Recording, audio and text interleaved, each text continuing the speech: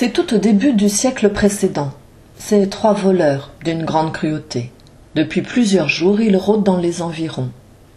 La rumeur vient d'arriver aux Avenières. On les a aperçus qui se dirigent par ici. 3 jours plus tôt, ils ont dévalisé une belle maison bourgeoise aux Abrets. Ils y ont volé les bijoux, de l'argent et tout ce qu'il y avait de précieux dans la demeure. Ils n'ont pas hésité à abattre le propriétaire des lieux qui les a surpris, ainsi que le jardinier, pour qu'il ne donne pas l'alerte. Au village, c'est la terreur.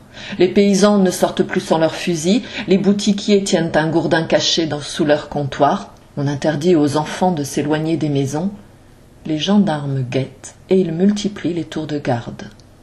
On s'attend à ce que les voleurs viennent ici piller une autre de ces jolies maisons bourgeoises. Les gendarmes font des rondes autour de ces belles demeures. Mais si les 3 voleurs sont cruels et sans pitié, ils ne sont pas pour autant stupides.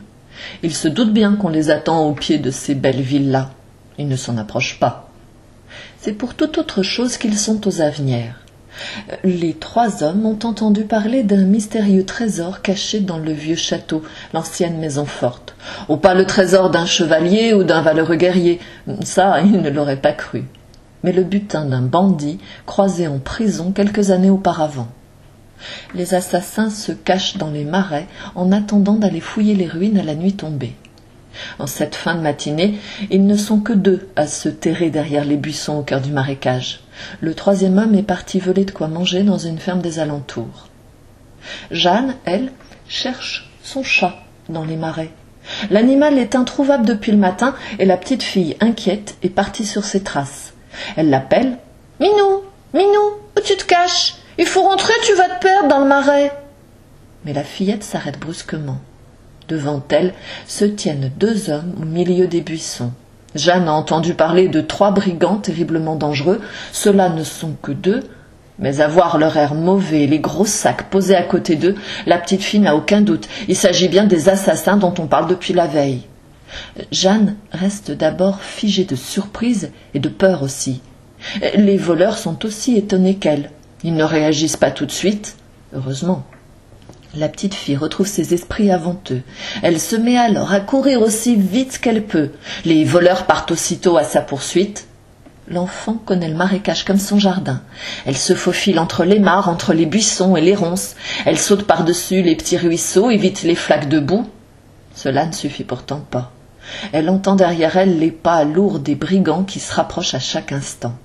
Sans se retourner, sans s'arrêter, la petite fille adresse alors une prière silencieuse à la Féronne qui habite tout près d'ici. On dit qu'elle est bonne et qu'elle veille sur les enfants. Jeanne espère que la gentille fée l'entendra. Est-ce que la fée a entendu la fillette? Est-ce de la chance? On ne saura jamais. Mais les 2 voleurs se retrouvent tout d'un coup prisonniers d'une flaque de boue gluante. Ils sont comme pris dans des marais, dans des sables mouvants, incapables de faire un pas ni en avant ni en arrière.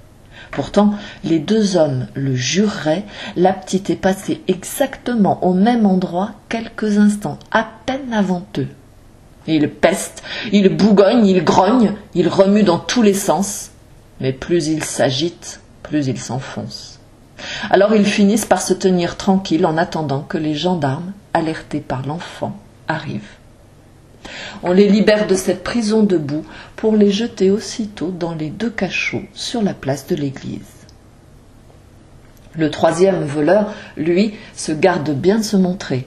Il a vu ses 2 compagnons emmenés par les gendarmes. Il reste caché jusqu'au soir dans le marais, mais il est bien décidé à libérer ses 2 comparses. L'un est son frère, l'autre son cousin. Toute la journée du lendemain, l'homme, caché dans un recoin, observe la prison. Tout au long du jour, les habitants du village passent sur la place. Ils s'arrêtent pour discuter, ils se retrouvent au café. Les gendarmes font plusieurs rondes et chaque fois, ils vérifient les cadenas qui ferment les 2 cachots. Le soir, dès que la nuit tombe, 2 gendarmes montent la garde devant la prison. Il n'y a qu'un seul moment de la journée où la prison reste sans surveillance, le début d'après-midi. À cette heure-ci, les magasins sont fermés, le café également, pas de gendarmes de garde. Tout le village semble plongé dans une sieste profonde. C'est à cette heure-ci que l'homme décide d'agir le jour suivant. Sur le cadran solaire, Il a repéré que les derniers commerces ferment à 1h. Le temps que la place se vide, il ne doit pas se montrer avant 1h30. Les premiers magasins rouvrent dès 2h, ce qui lui laisse à peine une demi-heure pour libérer ses compagnons. Avec une bonne tenaille pour briser les cadenas, c'est possible, risqué, mais réalisable. Le lendemain, dès l'aube, il se cache entre 2 pans de mur dans la petite ruelle juste à côté du cadran solaire. Fort heureusement pour lui, le soleil brille ce jour-là dans un ciel sans nuages. Il attend que la matinée passe, puis, vers 1h, il entend les volets des magasins claquer quand on les ferme. Il patiente, guette l'ombre de l'aiguille qui avance lentement sur le cadran. Il lui semble qu'elle se traîne, cette ombre. Bien sûr, il est impatient de libérer ses compagnons. Enfin, le cadran solaire indique 1h30. L'homme sort lentement de sa cachette et sa grosse pince à la main, il s'approche des cellules. Quand il le voit, ses compères se précipitent vers les grilles. Le premier cadenas résiste, le métal est épais et, quand enfin il cède, les 3 hommes entendent des cris juste derrière eux. 2 commerçants venir ouvrir leur magasin les ont surpris. Le brigand lâche sa pince, il se tourne vers le cadran solaire qui indique 2h passées. L'homme ne comprend pas. Il y a 5 minutes à peine, il n'était qu'1h30.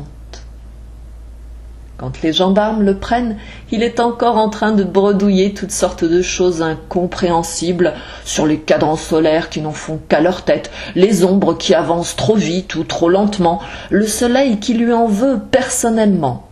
On le prend pour un fou. Et pourtant, il n'a sans doute pas tout à fait tort. Peut-être bien que ce jour-là, le soleil s'est fait complice de la Féronne pour arrêter ces brigands cruels.